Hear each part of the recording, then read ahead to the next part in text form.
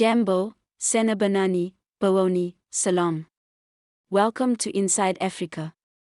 Niger's new military rulers have charged France with blatant interference as they accuse President Emmanuel Macron, who has reiterated his support for ousted leader Mohamed Bazoum, of perpetuating a neo-colonial operation against the Nigerian people.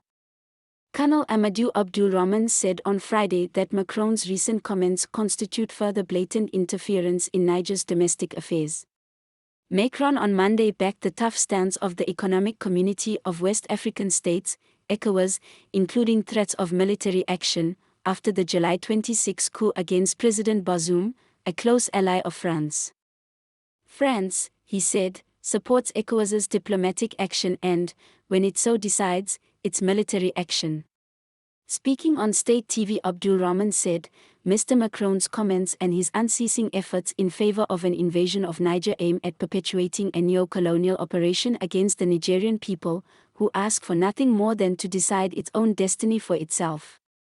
Relations with France, Niger's former colonial power and ally in its fight against an armed rebellion, went swiftly downhill after Paris stood by Bazoum.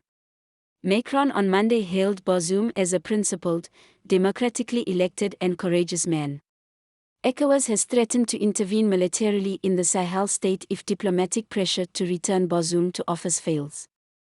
Meanwhile, thousands of people on Friday gathered outside France's military base in Niger to demand its troops leave.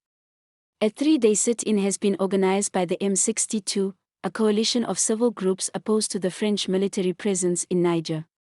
France must leave, and she will leave because Niger is not her home, said an M62 leader, Falmatea. The French president has dismissed Niger's rulers as having no legitimacy and has defied the new administration's deadline for the French ambassador to leave the country. Paris has also refused to pull its forces out of the country. France has around 1,500 troops in Niger, many of them stationed at an airbase near the capital. They are deployed to help fight armed groups. On Friday, the French president said that he spoke to Bazoum on a daily basis as he again reiterated France's support for the ousted leader. I speak every day to President Bazoum. We support him. We do not recognize those who carried out the putsch. The decisions we will take, whatever they may be, will be based upon exchanges with Bazoum, said Macron. A week earlier, the military regime gave French Ambassador Sylvain it 48 hours to leave the country.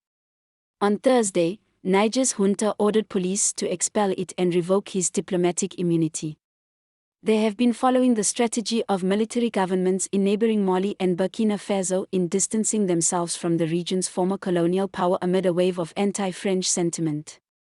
On Thursday, we saw security forces here intercepting 2 vehicles that came out of the French embassy, arresting the 2 drivers, Idris said.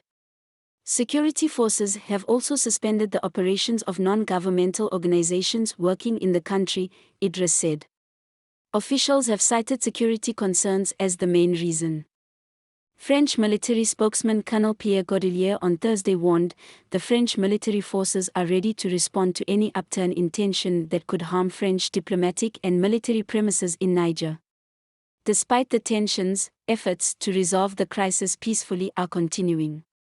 Nigerian President Bola Tinubu, who is also the current chairman of ECOWAS and has taken a hard line on the coup, on Thursday floated the idea of a 9-month transition back to democracy. Also this week, Algeria, which shares a 1,000-kilometer, 620-mile, land border with Niger, proposed a 6-month transitional plan that would be overseen by a civilian power. Last month, the country's coup leader proposed a 3-year transition after meeting a delegation of West African leaders. Let us know what you think about France interfering in Niger below.